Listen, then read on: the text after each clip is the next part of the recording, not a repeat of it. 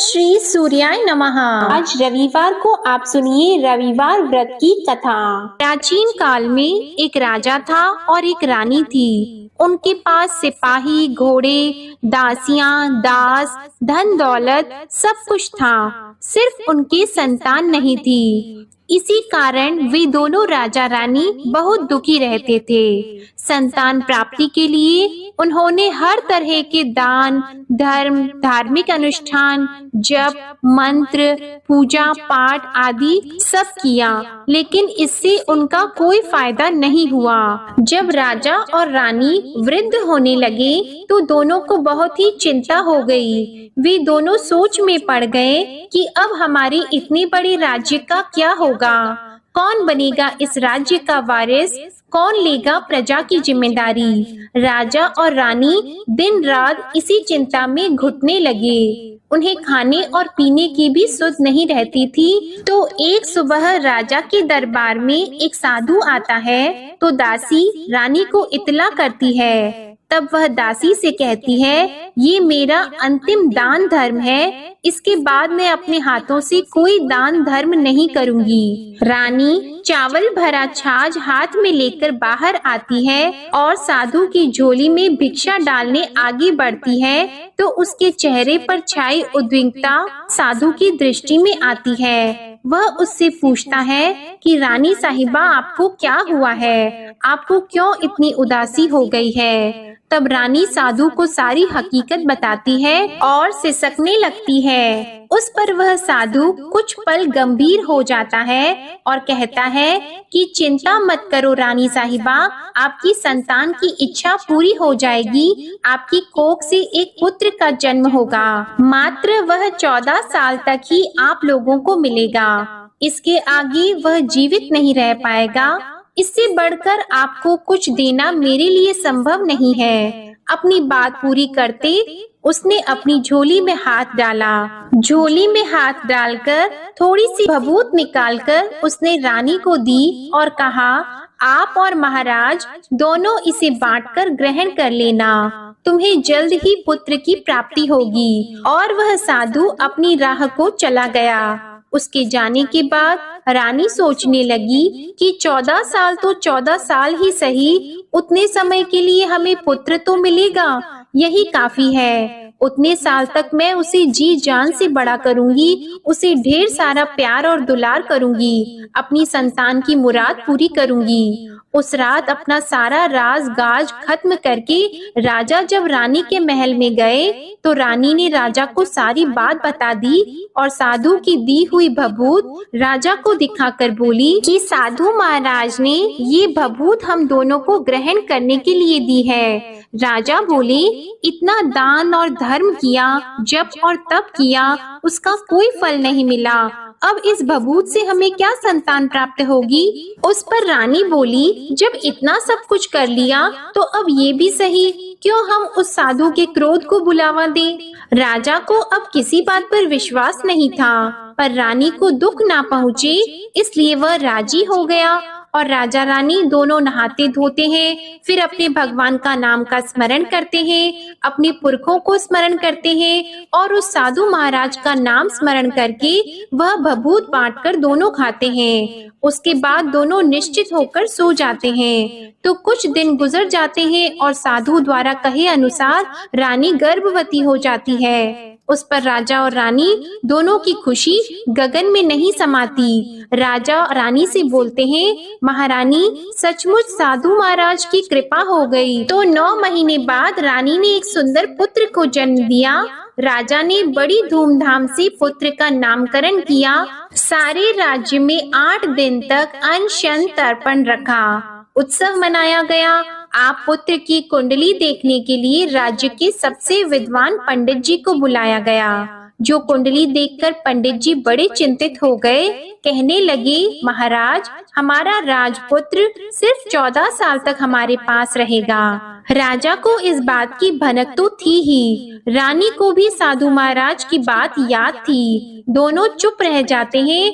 उसके बाद राजा और रानी बड़े प्यार से बेटे की परवरिश करते हैं, उसकी हर ख्वाहिश पूरी करते हैं और थोड़े समय के लिए ही सही भगवान ने संतान की अपनी मुराद पूरी कर ली। इससे वे समाधान मानते हैं। राजपुत्र दिन प्रतिदिन बड़ा होता है। जब वह 7 साल का हो जाता है तो राजा एक अच्छे गुरु की नियुक्ति करके उसे पढ़ाई लिखाई, घुड़सवारी आदि 12 विद्याओं का शिक्षण देते हैं। जब वह सब शास्त्र विद्या में पारंगत हो जाता है और 12 साल की उम्र का हो जाता है, तब एक अच्छी सी राजकन्या खोजकर उसकी शादी करा देते हैं। तो 2 और साल बीत जाते हैं। बेटा 14 साल का हो जाता है। एक दिन राजपुत्र राजा से बोलता है, पिताजी, मैं अपना सारा राज्य घूमकर देखना चाहता हूँ। आज तक मैंने सिर्फ इस रजवाड़े के अतिरिक्त कुछ देखा नहीं है। बेटे की बात सुनकर राजा चिंतित हो जाते हैं, क्योंकि पुत्र को 14वां साल शुरू हुआ ही था। अब कोई अनहोनी होने का वक्त नजदीक आ पहुंचा था, लेकिन राजा यह सब बातें पुत्र को बता नहीं सकता था। राजा अपने चेहरे पर खुशी लाकर बेटे से कहता है कि हाँ, जरूर जाओ बेटा, तुम्हें अपना सारा राज्य घूमकर देखना चाहिए। कहाँ क्या है ये सब जानना चाहिए। कल मेरे बाद तुम ही को तो राजा बनना है। मात्र एक बात का ध्यान रखें, तुम जहाँ जा रहे हो, क्या कर रहे हो, ये बात अपनी पत्नी को नहीं बताना। पुत्र कहता है, ठीक है पिताजी, आपने जो कहा है मैं वैसा ही करूँगा। राजपुत्र दिन भर अपनी पत्नी के साथ रहता है, खुशियाँ मनाता है और रात को 12 बजे वह उठकर बाहर चला जाता है। फिर सुबह होने से पहले वापस अपने महल में आकर सो जाता है। ऐसा बहुत दिनों तक चलता रहा और पुत्र का 14वां साल खत्म होने में कुछ ही दिन बाकी रहे थे। इतने में उसकी पत्नी यानी छोटी रानी रात में जाग जाती है। वह देखती है कि बिस्तर पर राजपुत्र नहीं है। वह महल में सब जगह देखती है तो राजपुत्र कहीं भी नजर नहीं आते। तो वह क्या करती, किससे कहती? वह चुपचाप रहती है। फिर वह सुबह होने पर देखती है कि उसका पति अपनी जगह सोया हुआ है। वह पति से कुछ नहीं पूछती है, लेकिन दूसरी रात भी जब वैसा ही होता है, तीसरी और चौथी रात और कुछ दिनों तक ऐसा ही चलता रहता है, तब रानी बहुत ही चिंतित हो जाती है। उसके मन में ढेर सारे सवाल उठते हैं, लेकिन उसे पूछने में डर लगता है। शायद पति गुस्सा कर बैठे। सास ससुर से पूछने के बारे में सोचा तो उसकी कुल मर्यादा बीच में आ जाती थी। तो इस तरह वह मन ही मन घुटती रहती थी। इस हालत में उसे खाने पीने में दिलचस्पी नहीं होती थी। वह दुबली पतली हो जाती है। तो उस राज्य में फूल बेचने वाली एक बूढ़ी मालिन थी। वह हमेशा छोटी रानी को फूल देने उसके महल में आती थी। उस बुढ़िया का ध्यान छोटी रानी पर पड़ जाता है। वह उससे पूछती है, बेटी, तुम्हें किस बात का दुख है? तुम इस तरह सूख कर कांटा क्यों बनी हो? उस पर रानी कहती है, क्या बताऊं तुम्हें अम्मा, तुम्हारा राजपुत्र हर रात्रि को बाहर चला जाता है और सुबह वापस लौट कर आ जाता है। वह कहाँ जाता है, क्या करता है, यह सोच सोच कर मैं अन्न जल ग्रहण नहीं कर पाती हूँ और सूख सूख कर इस तरह कांटा बन रही हूँ। बुढ़िया सब बात सुनकर उसे एक उपाय बताती है कि बेटा ऐसा करना, आज रात को तुम सोना मत, उसके पीछे जाकर देखना कि वह कहाँ जाता है, क्या करता है और उसकी अच्छी तरह से पहरेदारी करना। तो छोटी रानी बोली कि अगर मुझे नींद आ गई तो बुढ़िया बोली कि तुम्हें नींद न आए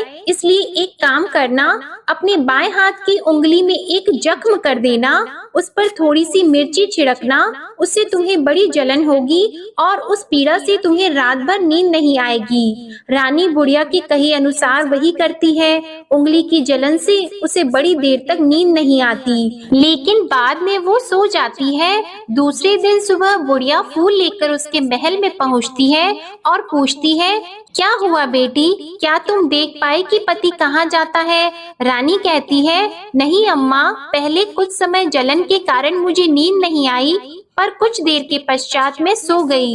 बुढ़िया कहती है, कोई बात नहीं, आज तुम उंगली पर पहले से थोड़ा बड़ा जख्म करना और ज्यादा मिर्च लगाना। तो रानी ने वैसा ही किया। परंतु वह सिर्फ पति को बाहर निकलते हुए देख पाती है, उसके पीछे नहीं जा सकती क्योंकि उसे फिर से नींद आ जाती है। दूसरे दिन सुबह बुढ़िया आती है तो उसके पूछने से पहले ही रानी रोककर कहती है, अम्मा, मैं आज भी उसकी पहरेदारी ठीक तरह से नहीं कर पाई। बुढ़िया कहती है, रोना नहीं बेटी, सब कुछ ठीक हो जाएगा। तुम आज रात जख्म और बड़ा करना और उस पर ज्यादा मिर्ची लगाना, और एक काम करना कि जब वह जाने के लिए निकलता है तब उसका रास्ता रोकना। बुढ़िया ने जैसा बताया रानी ने वैसा ही किया।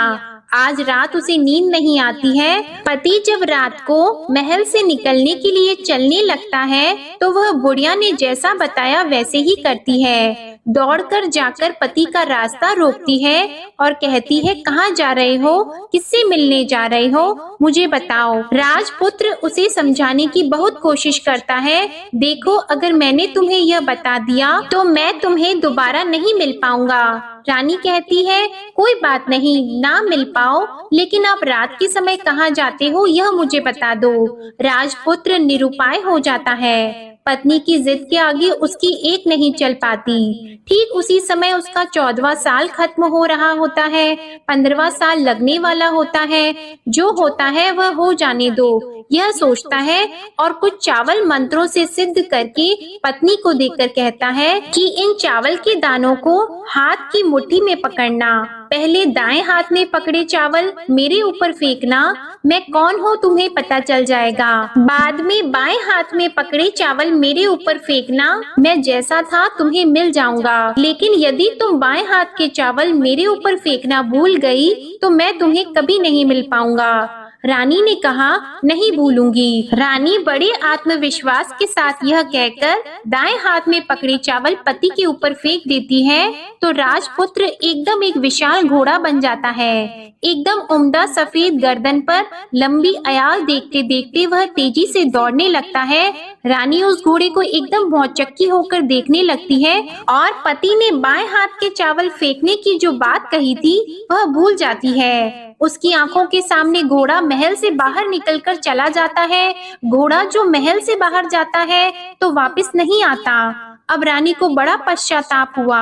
वह स्वयं को कोसने लगती है, लेकिन अब उसका कोई फायदा नहीं होने वाला था। राजपुत्र अब वापस नहीं आने वाला था। सुबह होते ही महाराजा को सब बात पता चली। उन्हें बहुत दुख होता है। वे बिस्तर पकड़ते हैं और राह देखते हैं कि एक दिन उनका बेटा वापस आ जाए। इस तरह 1 महीना गुजरता है, 3 महीने गुजरते हैं, आखिर 6 महीने पूरे हो जाते हैं। राजपुत्र का कोई अता पता नहीं चलता। प्रधान राजपुत्र को ढूंढने के लिए राज्य के गांव-गांव सिपाही भेजता है, लेकिन उन्हें कोई सफलता नहीं मिलती। इधर रानी अपनी हठ के कारण पति गायब हो गया है, ये सोचकर स्वयं को मन ही मन कोसती है और प्रण लेती है कि कुछ भी करके पति को ढूंढ कर लाएगी और उसे वापस घर लेकर आएगी। एक दिन सुबह उठकर सास ससुर के महल में जाती है और कहती है कि मैं अपने पति की खोज में जा रही हूँ। महाराजा को और क्या चाहिए था, कुछ भी करके उनका बेटा उन्हें वापस मिलने चाहिए था। वे बहू को जाने की अनुमति देकर कहने लगे, बेटी तुम्हें जो चाहे वह करो, जहाँ जाना है वहाँ जाओ, लेकिन हमारे बेटे को वापस लेकर आओ। अब रानी अपना शाही भेष बदलकर एक सेठानी बन जाती है। कुछ दासियों को, कुछ नौकरों को साथ ले लेती है, कुछ सामान साथ ले लेती है और राज्य की सीमा पर जाकर वहाँ एक भोजनालय खोल देती है। वहाँ आने वाले सब यात्रियों को खाना मुफ्त में देने लगती है। मात्र एक शर्त रखी कि खाने वाले को उसकी देखी हुई कोई अजीब चीज उसकी मालकिन को यानी राजकन्या को बतानी पड़ेगी, तो वहाँ आने वाला हर नागरिक अपनी तरफ से मैंने ये देखा, मैंने वह देखा कहकर वहाँ से मुफ्त खाना खाकर जाता था। परंतु रानी को जो बात चाहिए थी वह अब तक नहीं मिली थी। ऐसे ही कुछ दिन बीत गए तो रानी के महल में फूल लेकर जाने वाली बुढ़िया के एक बेटा और बहू थे। उनका एक छोटा बेटा था, यानी बुढ़िया का एक पोता था। तो बेटा और बहू सुबह काम के लिए निकलते थे, तो पोते को संभालने की जिम्मेदारी बुढ़िया पर रहती थी। दिन भर पोते को संभालती थी। एक दिन बुढ़िया को पान खाने की आदत थी, तो पान लगाने के लिए चूना चाहिए था। वह उसे तैयार करने के लिए सीपी लेकर आई। इन सीपियों को भूनने के लिए गोबर के कंडे चाहिए थे। कंडे इकट्ठा करने के लिए वह बांस की टोकरी लेकर चरवाहे के मैदान में गई। वहाँ बहुत सारे कंडे थे। उन्हें जमा करते करते उसे घर आने में अंधेरा हो गया। इस ओर शाम होते ही काम से वापस आकर बेटा और बहू घर पहुँचे, तो देखा कि बच्चा घर पर अकेला है और रो रहा है। वे दोनों गुस्से से लाल पीले हो गए। इतने में बुढ़िया घर आ पहुंची। बेटे ने पूछा, पोती को घर अकेला छोड़कर कहाँ गई थी? बुढ़िया बताने लगी कि मैं गोबर के कंडे इकट्ठा करने गई थी। इस पर बेटा बोला, दोबारा बच्चे को अकेला घर पर छोड़कर यदि कहीं गई तो मैं तुम्हें बहुत पीटूंगा। बुढ़िया कहने लगी, नहीं बेटा, फिर कभी ऐसा नहीं करूंगी। लेकिन दूसरे ही दिन बुढ़िया वह बात भूल गई और फिर चरवाहे के मैदान पर कंडे इकट्ठा करने चली गई। शाम को जब बेटा और बहू काम से वापस लौटे, तो देखा कि बच्चा घर पर अकेला है और रो रहा है। अब उसके बेटे की सहन शक्ति खत्म होने लगी और बुढ़िया के वापस आने पर उसे घर से निकाल दिया। बुढ़िया रात भर घर के बाहर अंधेरे में बैठी रही और सुबह होते ही हाथ में टोकरी लेकर कंडे इकट्ठा करने के लिए निकल गई। उस दिन उस पर कंडे इकट्ठा करने का मानो पागलपन सवार हो गया था।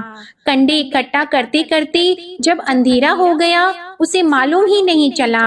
उसे जब ध्यान आया तो गांव का रास्ता भी ठीक तरह से दिखाई नहीं दे रहा था। वह अंधेरे में आंखें फाड़कर देखती देखती किसी तरह आगे निकल पड़ी। तो एक कपिला गाय छन छन की आवाज करते गली की घंटी बजाते ठुमक कर उस मैदान पर आ गई। उसे देखकर बुढ़िया सोचने लगी कि इस गाय के पीछे पीछे जाऊंगी तो गांव तक पहुंच जाऊंगी। तब बुढ़िया उसके पीछे पीछे जाने लगी। वह गाय उस मैदान से लेकर एक एक करके 6 मैदान पार करती है। आखिर में वह 7वें मैदान तक पहुंचती है, तो क्या होता है कि उस मैदान पर एक बड़ा सा पत्थर है। गाय जाकर उस पत्थर को अपना सींग मारती है। जब गाय ने सींग मारा तो वह पत्थर दूर हट गया और पाताल में नीचे जाने की सीढ़ियां दिखाई देने लगी। तब वह गाय उन सीढ़ियों से नीचे जाने लगी। बुढ़िया वह सब देख रही थी और झट से जाके गाय की पूंछ को पकड़ लिया। वह गाय के साथ नीचे पाताल में पहुंच गई और तुरंत ही गाय की पूंछ छोड़ दी और इधर उधर देखने लगी। उसने देखा कि वहाँ दीप और दिए जलते हैं और तेज रोशनी गाय के ऊपर पड़ती है और वहाँ अद्भुत घटनाएं घटने लगती है। गाय के नीचे जाते ही उसके गले में अपने आप सांकल पड़ गई और छम छम करके कोई दूध आड़ी में गाय का दूध दूहने लगा। लेकिन जो भी कोई वह कर रहा है वह मात्र दिखाई नहीं दे रहा है। बुढ़िया बहुत घबरा गई, कहाँ आकर फंस गई यह सोचने लगी और यहाँ वहाँ छिपने के लिए जगह ढूंढने लगी, लेकिन उसे कहीं भी जगह नहीं मिली। हर जगह उजाला ही उजाला था। तो वह एक कोने में खड़ी हो गई और जो कुछ सामने हो रहा था उसे चुपचाप देखने लगी। उसने देखा कि वहाँ एक उम्दा सफेद घोड़ा और 2 कुंड थे। उसमें से एक कुंड में उस घोड़े ने छलांग लगाई और ऊपर आ गया और उस घोड़े को अब राजपुत्र का रूप प्राप्त हो गया। उसने दूसरे कुंड के पानी में स्नान किया, वहाँ रखे नए कपड़े पहने और नजदीक ही एक सुंदर पलंग था, उस पर आकर वह बैठ गया।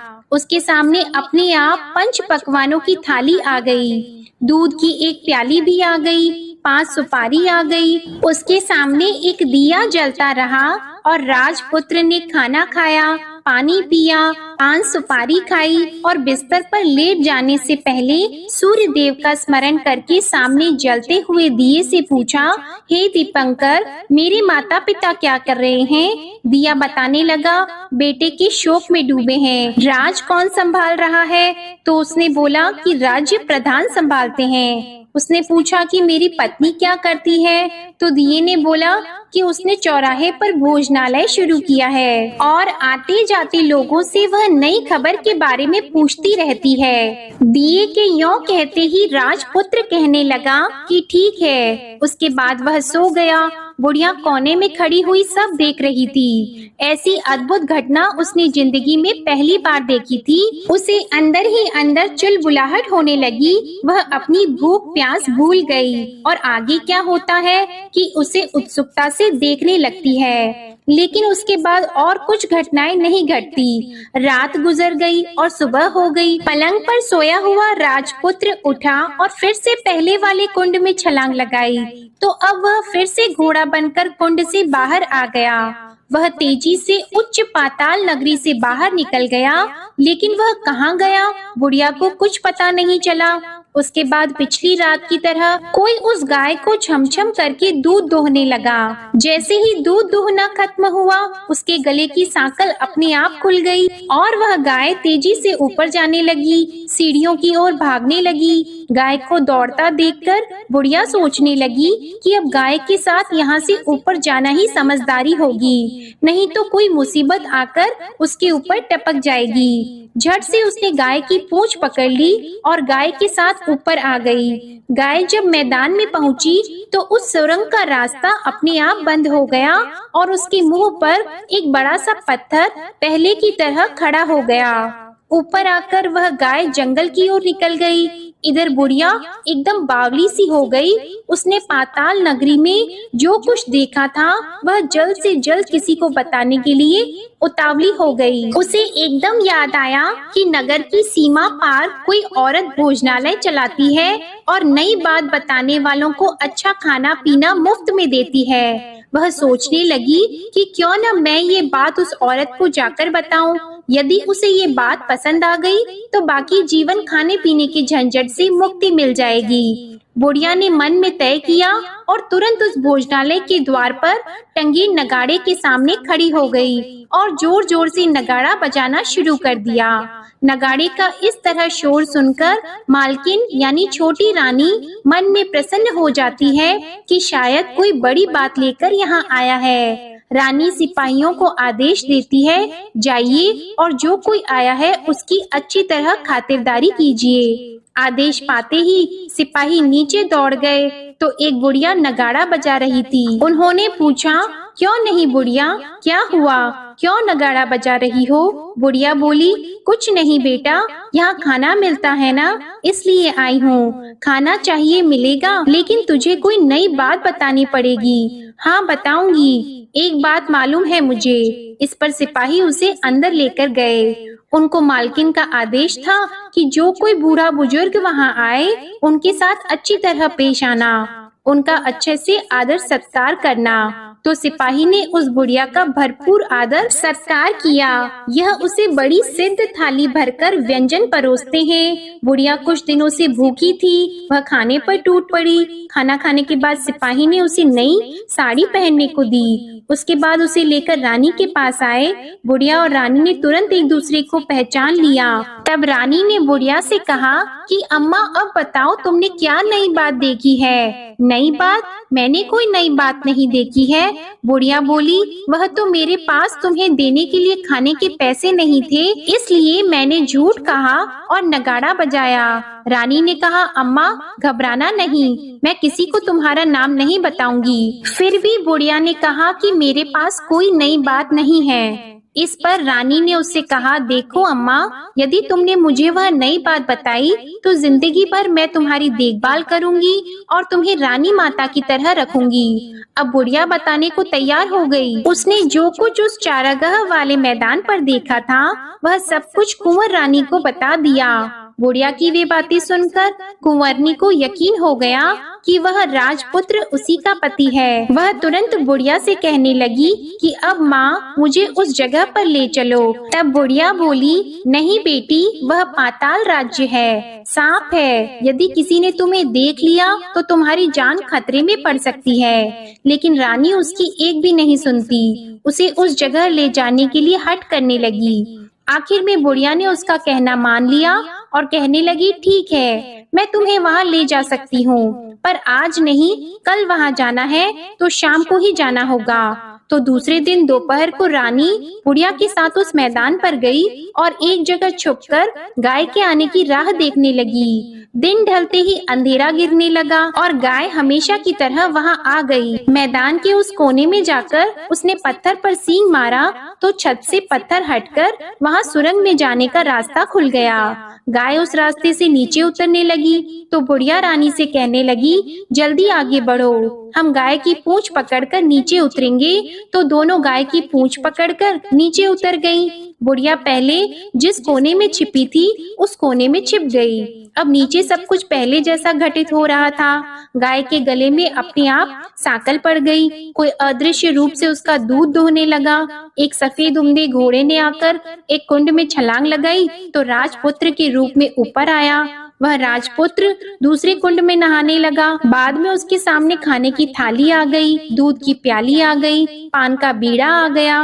राजपुत्र सब ग्रहण करके सोने के लिए पलंग पर गया तो सोने से पहले सूर्य देव का स्मरण करके वह दिए से पूछने लगा, दीपांकर, मेरे माता पिता क्या कर रहे हैं? तो दिया कुछ जवाब नहीं देता, बल्कि वह बुझने लगता है। तब राजपुत्र को कुछ घटित हुआ है इसका संदेह हो गया। वह उदास हो गया और जो कुछ हुआ है वह हो जाने दो ऐसा सोचकर फिर से बिस्तर पर लेट गया। अब रानी का संयम छूट गया। वह दौड़कर पति के पास गई और उसके पैर पकड़ने के लिए आगे बढ़ने लगी। राजपुत्र तुरंत ही पत्नी को पहचान गया। वह छत से पीछे हट गया और चिल्लाने लगा, नहीं नहीं, मुझे मत छूना, सर्वनाश हो जाएगा। रानी दोनों हाथ जोड़कर पति से अपनी भूल स्वीकार करने लगी। स्वामी, मुझसे भूल हो गई। मुझे आपसे नहीं पूछना चाहिए था कि आप रात को कहाँ जाते हो। मैं अपनी भूल स्वीकार करती हूँ। मुझे मेरी भूल की सजा मिल गई है। अब आप घर चलो। आपके वियोग में आपके माता पिता ने बिस्तर पकड़ लिया है। आपकी प्रजा भी बहुत दुखी है। उस पर राजपुत्र कहने लगा, वही तो एक बार तुम गलती कर बैठी हो, अब दोबारा मत करना, नहीं तो अब मैं तुम्हें जो दिख रहा हूँ वह अभी नहीं दिखूंगा। रानी अब विलाप करने लगी, जोर जोर से जमीन पर सिर पटकने लगी। राजपुत्र के मन में उसके प्रति दया उत्पन्न हो गई। वह उससे कहने लगा, यदि तुम मुझे पाना चाहती हो तो तुम्हें एक काम करना होगा। काम कठिन है लेकिन वह तुम्हें अकेले ही करना होगा। रानी ने कहा, कहो स्वामी, कितना भी कठिन काम हो मैं वह पूर्ण करूंगी। रानी कहने लगी। इस पर राजपुत्र ने उसे बताया, इस पाताल से ऊपर जाते ही तुम्हें एक घना जंगल नजर आएगा। ऐसे 6 जंगल पार करने के पश्चात तुम्हें एक 7वां जंगल मिलेगा। वह जंगल सबसे घना है। उस जंगल के बीचों बीच एक पीपल का पेड़ है। उसके आसपास की जगह पत्ते, फंदे, जटाएं आदि से ढक चुकी है। वहाँ बाघ, शेर, सांप और भालू बैठते हैं। तुम्हें उन सबको भगाकर वह जगह साफ करनी है। उसको गोबर से लिपाई करके पवित्र बनाना है, रंगोली से सजाना है। उसके बाद वहाँ धूप, कपूर, अगरबत्ती जलानी है। फूल और कुमकुम से पेड़ की पूजा करनी है। दूध और दही से बने चावल का भोग चढ़ाना है। ये सब तुम्हें दोपहर को 12 बजे से पहले करना है। 12 बजने के समय तुम्हें उस जगह पर बैठकर सूर्य भगवान का ध्यान करना है। ठीक 12 बजे सूर्य भगवान का रथ वहाँ उतरेगा। वे सब देखकर खुश हो जाएंगे और कहेंगे कि जिस किसी ने भी ये सब किया है उसे मैं मनचाहा फल दूंगा। तो तुम सामने जाकर उसके रथ का दाहिना घोड़ा मांगना, मैं तुम्हें मिल जाऊंगा। इतनी बात कहकर राजपुत्र अपने पलंग पर सो गया और छोटी रानी भोर होने की राह देखने लगी। भोर होते ही वह बुढ़िया के साथ गाय की पूंछ पकड़कर ऊपर आ गई। ऊपर आने के बाद वह बुढ़िया से कहने लगी, अम्मा, अब मैं अकेले ही आगे जाऊंगी, तुम भोजनालय वापस चली जाओ। वह जंगल में जाकर राजपुत्र की बताई जगह ढूंढने लगी और स्वयं आरी से वह जगह साफ कर दी। बाद में राजपुत्र ने जैसे बताया वैसे ही लिपाई पोताई करके वापस आ गई। दूसरे दिन सुबह होने से पहले उठी और जंगल में उस जगह पहुंची। वहां जाकर इत्र और गुलाब का पानी छिड़ककर उस जगह सुगंधित धूप अगरबत्ती जलाकर उसे पवित्र किया और पूजा की सब सामग्री वहां तैयार कर सूर्य भगवान का ध्यान करके बैठ गई। जैसे कि पति ने बताया था कि दोपहर को ठीक 12 बजे सूर्य भगवान का रथ उस पीपल के पेड़ पर आकर रुका है। सूर्य भगवान ने जब रथ से नीचे देखा तो सुगंधित वातावरण देखकर वे बहुत प्रसन्न हो गए। फिर वे बोले, जिस किसी ने यह काम किया है वह यहाँ आकर आज मुझसे कुछ भी मांगे मैं उसे दे दूंगा। रानी ने जब ये शब्द सुने तो बिना समय गंवाए दौड़कर उनके सामने आ गई और उनको साष्टांग नमस्कार करके बोली, भगवान वह मैं ही हूँ, मैंने ही यह जगह साफ की है। अच्छा, तो तुम्हें जो चाहिए वह मांगो। भगवान, मुझे आपके रथ का दाहिना घोड़ा चाहिए। सूर्य भगवान बोले, नहीं नहीं, मैं तुम्हें और कुछ भी दे सकता हूँ, लेकिन यह घोड़ा नहीं दे सकता। मेरे रथ के 12 घोड़े हैं, तुम चाहो तो कोई और घोड़ा मांग लो, लेकिन यह दाहिना घोड़ा नहीं, वह मैं तुम्हें नहीं दे सकता। छोटी रानी ने एक नहीं सुनी, वह सूर्य देव से एक ही बात कह रही थी, वही दाहिना घोड़ा दे दीजिए, नहीं तो मैं आपके पैरों में गिरकर अपनी जान दे दूंगी। अब सूर्य देव धर्म संकट में पड़ गए। उन्होंने वचन दे दिया था, अब अपने वचन से पलट भी तो नहीं सकते थे। ठीक है, दे दिया तुम्हें घोड़ा, सूर्य देव ने कहा। फिर एक बात और भी कही, देखो मैंने तुम्हें घोड़ा तो दे दिया है, लेकिन वह तुम्हें यहाँ नहीं मिलेगा, तुम्हें उसे पाताल में जाकर लाना होगा। रानी बोली, पाताल में ही क्यों भगवान, मैं उन्हें पाने के लिए कहीं भी जा सकती हूँ। रानी को वचन देकर सूर्य देव अपने मार्ग को चले गए और इधर रानी जंगल से अपने भोजनालय में आ गई। फिर वह बुढ़िया को लेकर उस मैदान पर आ गई और जल्दी ही शाम हो गई। शाम होते ही वहाँ वह गाय आ गई और उसने सींग मारकर सुरंग का पत्थर हटाया और नीचे उतरने लगी। रानी और बुढ़िया जल्दी जल्दी उसकी पूंछ पकड़कर नीचे उतर गईं। नीचे पाताल में सब घटनाएं पहले की तरह ही घटने लगी। घोड़े का एक कुंड में नहाकर राजपुत्र बन जाना, नहा धोकर पलंग पर जाकर बैठना, तो उसे खाने की थाली, दूध की प्याली आना, पान का बीड़ा आना। लेकिन आज एक नई बात घटी। आज 2-2 थाली, 2-2 दूध की प्याली और 2-2 पान के बीड़े उसके सामने आए। वह कुछ नहीं बोला। अपने हिस्से की थाली खाकर, दूध पीकर और पान का बीड़ा चबाकर वह सोने चला गया और हमेशा की तरह दिए से पूछने लगा, दिए दिए दीपंकर, मेरे माता पिता क्या करते हैं? दिए ने बताया, वे दोनों तुम्हारे शोक में मरने की स्थिति में पहुंच गए हैं। ऐसा? झट से उसकी आंखों में आंसू टपकने लगे। फिर वह पूछने लगा, दिए दिए दीपंकर, मेरा राज्य कौन चला रहा है? तुम्हारा राज्य प्रधान चला रहा है और वह सब कुछ हड़प चुका है। वह प्रजा पर बहुत अत्याचार कर रहा है। यह सुनकर राजपुत्र को बहुत गुस्सा आया। वह गुस्से से अपनी मुट्ठी भींचने लगा। अब वह पूछने लगा, दिए दिए दीपंकर, मेरी पत्नी क्या कर रही है? अब दिया कुछ नहीं बोला और चुप रहा। अब रानी का संयम जवाब दे गया। वह दौड़कर पति के गले लग गई। अब मैं तुम्हें मिल गया। राजपुत्र कहने लगा, सच कहते हो? अब आप फिर से घोड़ा तो नहीं बनोगे ना?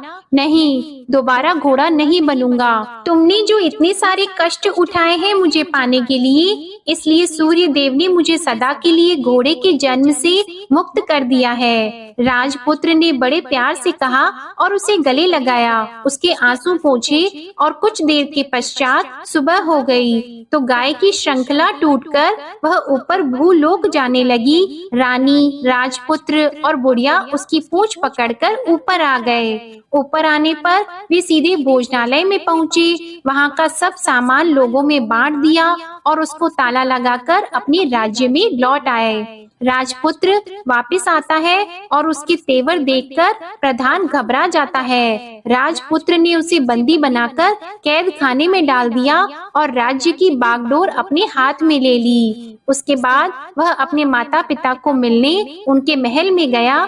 तब राजपुत्र क्या देखता है कि उसके माता पिता उसके शोक में अस्थि पंजर बने हुए हैं। पुत्र को वापस आया देखकर मरणासन राजा रानी की आंखों से टप टप आंसू बहने लगे।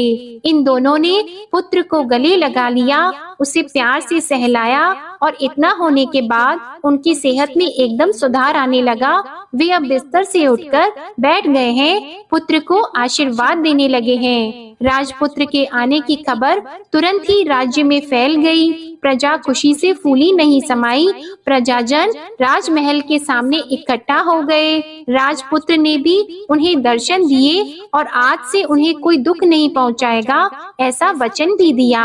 अब राजा अपने पुत्र का राज्याभिषेक करके उसे सिंहासन पर बिठाता है और बहू को महारानी का दर्जा देता है और स्वयं अपनी पत्नी के साथ ईश्वर स्मरण करते खुशी से दिन बिताता है। महाराजा बना राजपुत्र अच्छी तरह से राज्य चलाने लगा और अपनी पत्नी के साथ सुख शांति से जीवन बिताने लगा। उस बुढ़िया को रानी ने अपने ही पास रख लिया और उसकी अच्छी तरह से देखभाल करने लगी। बुढ़िया और उसके बुढ़ापे के दिन खुशी से गुजरने लगे। प्रेम से बोलिए सूर्य नारायण भगवान की जय।